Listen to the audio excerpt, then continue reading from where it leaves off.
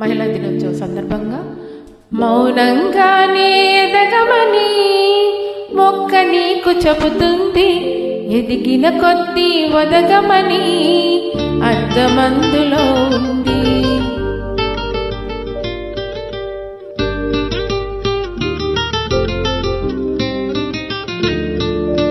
మౌనంగానే ఎదగమని మొక్క నీకు చెబుతుంది, ఎదిగిన కొద్దీ ఒదగమని అర్థమందులో ఉంది. అపజయాలు కలిగిన చోటే గెలుపు పిలుపు వినిపిస్తుంది, ఆకులన్నీ రాలిన చోటే కొత్త చిగురు కనిపిస్తుంది.